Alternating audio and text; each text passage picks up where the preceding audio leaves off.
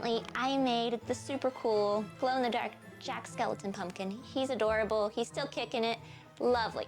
Super excited, except while I was recording the video, I realized I had no Halloween decorations out. How is that possible? So I wanted to fix this. It's really close to Halloween, and I didn't want anything super involved. I mean, it's a week, but I still wanted something. So I decided to make super cute ghosties. And not just any ghosties, Mickey ghosties. Aren't they cute? I went ahead and made them a couple different colors, and once I have a whole bunch of them, I'm gonna string them up in garlands. So why don't you come and hang out and we can make them together? Come on. So you need a couple things. First thing is yarn. It can be any yarn. It can be thick yarn, thin yarn. Just depending on the size of your yarn will depend how many times you wrap your yarn around your cardboard, which we'll talk about in a second.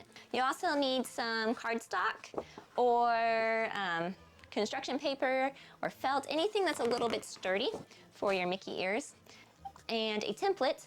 The template is actually in the description. It's a PDF template, and it will give you ear pattern that we'll use here in a second. Aside from that, you'll want some scissors. Also a piece of cardboard. Depending on the size of your cardboard will determine the size of your ghost. So bigger the cardboard, bigger the ghost. Smaller the cardboard, itty bitty tiny tiny small ghost. So I got my yarn in my bowl and my cardboard. And you need to go ahead and grab your Mickey ears. Then you want to go ahead and take your yarn and cut off about 10 to 12 inches. With your thumb, hold down your Mickey ears and the piece of yarn you just cut, just with a little bit hanging over the side. Now, take the yarn and just line it up with the edge of your cardboard. Go ahead and place your thumb now over not only the yarn that you cut, now the new piece of yarn and your Mickey ears, and start wrapping.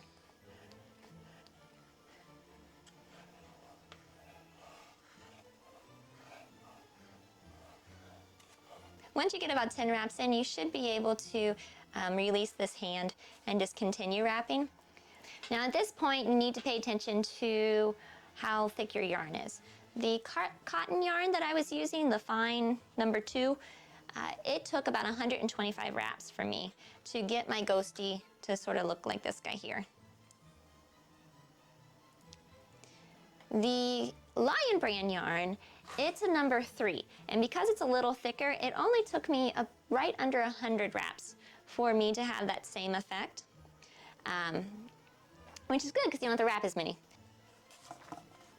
Once you get your desired thickness, so in this case it was 100, then you want to go ahead and just cut your string sort of flush with your cardboard. Once again, it doesn't have to be precise. It doesn't really matter where your ears are, but just leave them under there. But take that other string, sort of even it out, and slide it to the top. And once it's at the top, go ahead and tie a knot. And tie it almost as tight as you can. Leave these strings there because we will use them later. And then once you have your knot tied, go ahead and gently wiggle your yarn off of your cardboard. Make sure that you take your Mickey ears with you.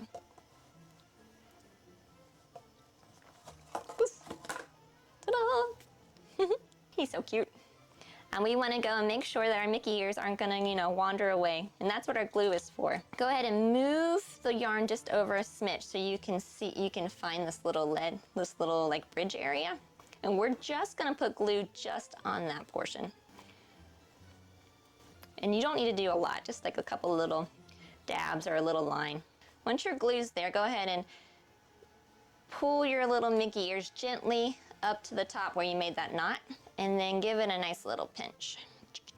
What do you think? Oh, isn't it cute? I love these things. These are so cute. If you make some ghosties, hashtag simply Jojo, I would love to see them. I'm gonna go make a couple more and then string them up on a garland for here in my kitchen. But yeah, thanks for stopping by. I'll see you in the next video, and until then, have a spooky, wonderfully awesome spooky season. Ooh.